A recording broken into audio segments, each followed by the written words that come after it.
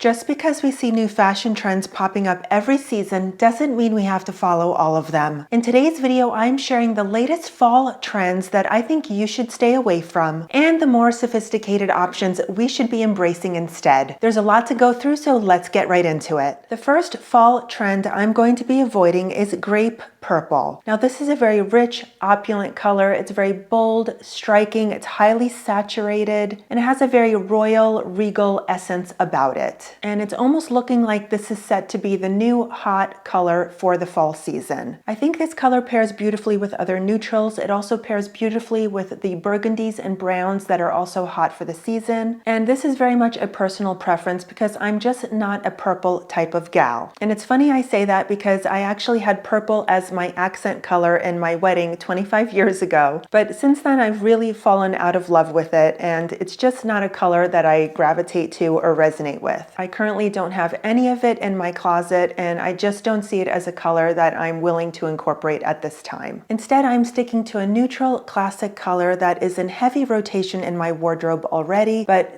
come this fall, I'm just going to be emphasizing it a little bit more, and that is the color brown. Brown has been trending for a couple of seasons now, and I think we're just falling more and more in love with it. Brown is definitely the new black. I think it's softer and more complementary to most women's complexions, whereas black can be a little harsh sometimes. Personally, I love the deep, rich, dark espresso browns, a little more so than those lighter mocha mousse options. The richer and the deeper the brown, the better. Like this coordinating set I'm wearing by Fabrique, and they are kindly sponsoring a portion of today's video. You'll see beautiful items by Fabrique sprinkled throughout today's video. Fabrique is a collective designer brand featuring over 350 incredibly talented designers who have worked with some of the most elite fashion houses in the world, like Hermes, Dior, Saint Laurent, just to name a few. Each collection is a limited edition and produced in limited quantities, keeping it very unique and giving it that very if you know type of exclusive essence. Fabrique creates investment pieces at a more attainable cost so that you can experience that luxury, high-quality craftsmanship without those high, almost out-of-reach designer prices. For example, Catiuscia Valente from Rome, Italy, who designed this beautiful tweed sleeveless top that I'm wearing. She's an Italian couturier. Some of her career highlights include being chief designer at Galliano and Jean Paul Gaultier, as well as being artistic director at Balmain. Her style blends femininity with modern sophistication. Those are three words that I love to use to describe my style, so I resonate with hers very much. Catiuscia created this classic knitwear with multiple textures and 5 unique crystal buttons. It has a relaxed boxy fit for comfort, but intricate stitch patterns that create dimension. I think this makes a perfect standalone piece. I've paired it with a simple satin skirt, and the crystal buttons just add an understated elegance. I think this is very ladylike, touching on that ladylike trend for the fall season. Catiuscia also created 2 other gorgeous tops I'll be sharing a little later in this video. And back to this stunning brown set. This is by Victoria Chan, who has been with Fabrique since 2022 and has had her own brand since 2013. She blends simplicity with modern sophistication. Again, 3 words that I live by.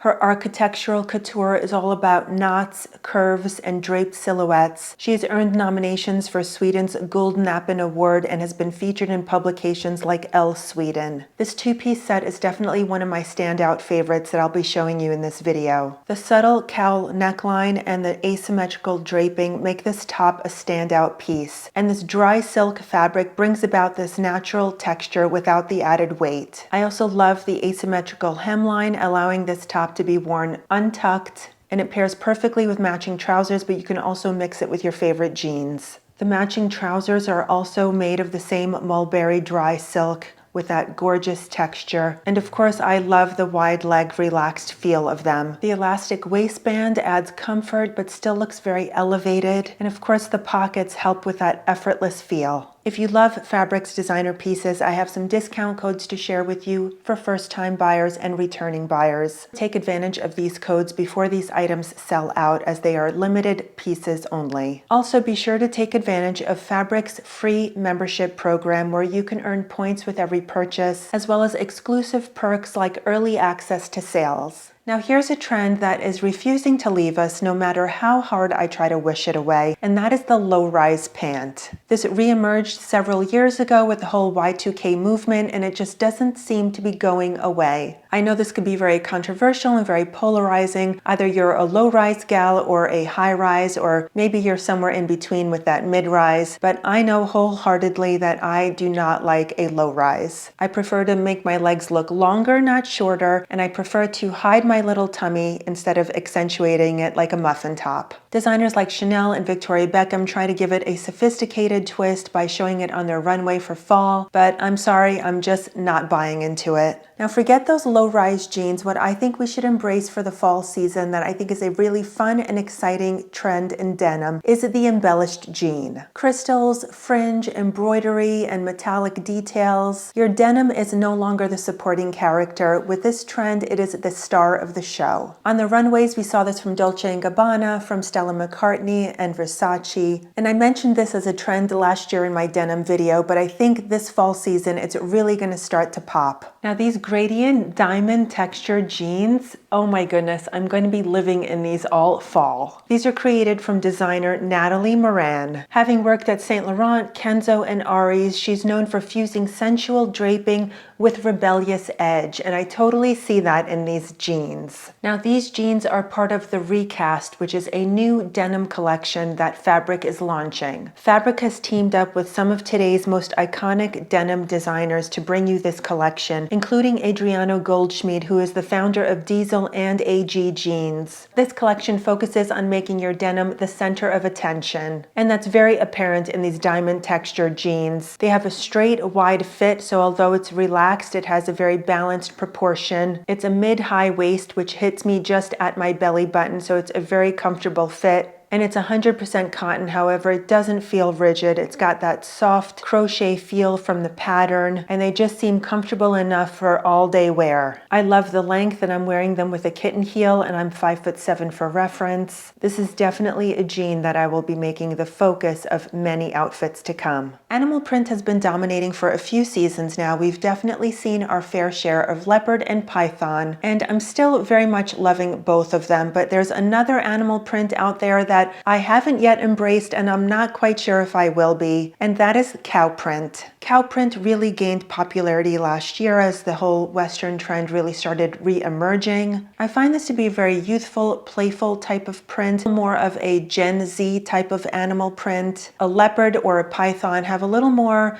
sophistication and maturity about them than a cow print. That's not to say that I might not play around with a cow print, but I would do it in a very small, understated way, maybe like a fun print on a shoe or a handbag, but you won't see me reaching for a pair of denim in cow print, for example. I just think that's a little too loud and a little too bold, as opposed to a leopard print denim that just doesn't feel as extreme. Maybe we've just seen so much of it that we've gotten kind of used to and almost desensitized to it. Instead of cow print, another print that I'm really embracing and loving for the season are polka dots. The polka dot trend really started gaining momentum over the spring-summer season, and we're going to be seeing a lot more of it through the fall. I love it in a very feminine, classic black and white pattern, like this beautiful silk top, also from Catuccia Valente that I spoke about earlier. This top drapes elegantly, and I have it paired with a sleek pencil skirt, and I love that juxtaposition of having something very soft and flowy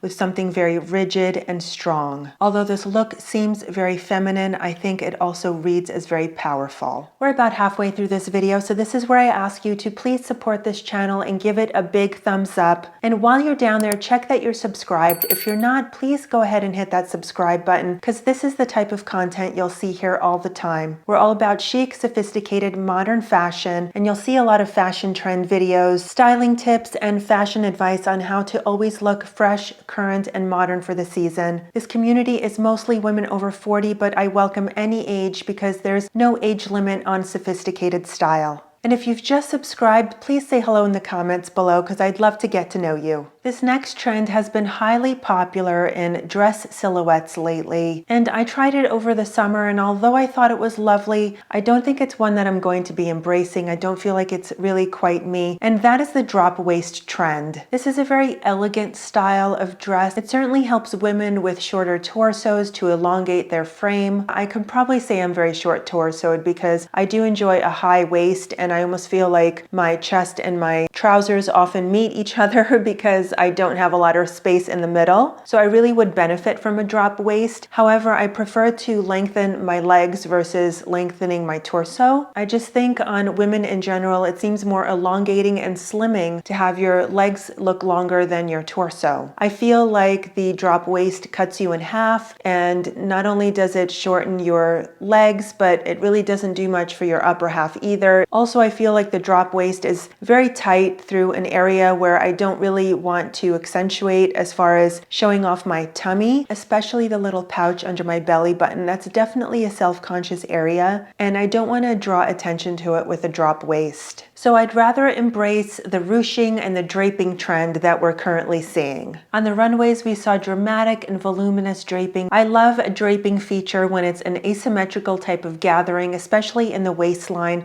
It helps not only cinch in the waist, but also creates a little camouflage in that area, especially when it's an area you're not 100% confident on. That's why I immediately fell in love with this dress from Fabrique, and I'm pretty sure this is going to be my 50th birthday party dress. This beautiful dress is designed by Amanda Gorel, who just joined Fabrique this year. She's a French-Swedish fashion designer who's worked with Y Project and Acne Studios. This is a Tencel merino knit. It's silky, smooth fabric with breathability, adding stretch and elasticity with resilience. The 3D shaping hugs and curves at the waist, while the understated cutout creates a modern edge. I love the gold hardware, but you can also remove it if you want to minimize the look. I know this dress will make me feel incredible on my birthday. Next up is a trend that is desperately trying to make a comeback in 2025. We've seen it kind of trickling in, and some fashionistas are starting to embrace it again, and others are just holding out, and that is the skinny jean. I made a skinny jean video a few months back,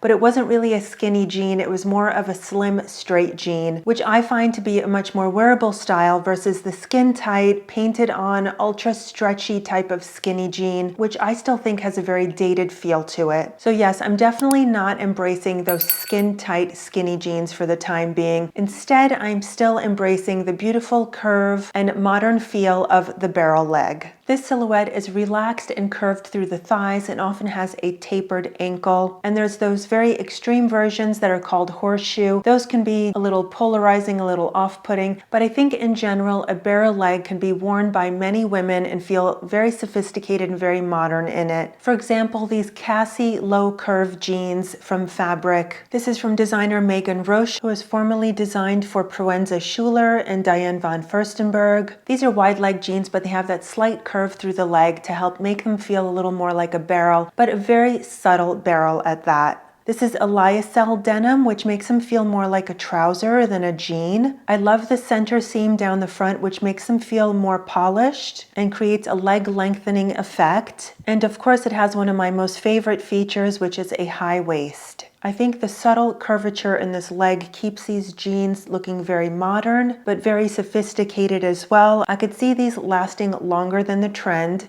thanks to the subtle tailoring, which will keep them from feeling dated too soon. Next up is a trend that falls under the preppy style. However, this is not a preppy style that I'm willing to embrace. It's a little too sporty and a little too boyish for me, and that's the rugby shirt. Now, I have to say the rugby shirt actually takes me back to 9th or 10th grade when I was going through my preppy phase, and I bought a bunch of thick striped rugby shirts from the Gap, wore them with some baggy jeans that I would roll up and taper at the ankle and wear with some boat shoes. And that was my preppy look back in my early high school days. But looking at it today, it's definitely not a style that I am interested in or gravitating to whatsoever. It just feels a little too tomboyish, a little masculine, a little too sporty. And those are definitely three descriptions that I don't resonate with. So instead of the rugby shirts, I'm going to be embracing a style that seems a little more sophisticated sophisticated, classic, timeless, and elegant, and that's embracing the town and country chic vibe, the English countryside aesthetic, and I'm really loving how this looks. This feels very earthy and natural, also quite luxurious. It feels tailored and upscale, but also has a very utilitarian feel about it. So that's why I think this dress really resonates with the country chic style. This is the Stefano shirt dress designed by Stefano Lomuzio. He is designed for Moschino and now is the lead at Fiorucci. This dress combines tailored structure with casual versatility, has sharp lines and a clean, refined look. I love the gold buttons that give it a very vintage military inspiration. I prefer the sleeves down. I think they look more polished and sophisticated, but you can roll them up as well for a little more of a casual feel. There's a hidden elastic waist behind the belt to allow for comfort, and this is a linen blend which is light and breathable but also adds structure and wrinkle resistance. The next fall fashion trend I think you should avoid, and I'm pretty sure you're all going to be in agreement with me, or I could be wrong, and that's going to be the Gothic romance trend. Now this is a very dark, moody, old Victorian, Edwardian type of style with a very Interview with a Vampire type of vibe to it, and it's just a little too dark and gloomy for me. There's a lot of lace and brocade and sheerness and tulle and a lot of black. Definitely a lot of black. Now, don't get me wrong, I would love a black lace slip skirt, and I'm definitely on the hunt for one to add it into my fall wardrobe, but I wouldn't exactly constitute that as being a Gothic romance type of vibe. This aesthetic just feels a little too much like a costume for me. But what I can tell you that I'm embracing for the fall season is maybe taking a little snippet of the dark romance and maybe pulling out that lace detail and incorporating that into my outfits. But it's definitely not a dark, gloomy type of lace. It's much more of a feminine, romantic style with a little hint of that boho essence. Think of maybe Zimmermann or Chloe's latest collection. That's definitely the aesthetic that I'm vibing with. And that's why I really fell in love with this embroidered top, also from Catuzia Valente. This is the third top I'm showing you from this designer, so I definitely resonate with her style. This stunning blouse has three-dimensional embroidery, and it really elevates this sheer tool into wearable art. The voluminous sleeves and the neck bow detail add that modern romance, and that scalloped hem detail has such a beautiful look to it that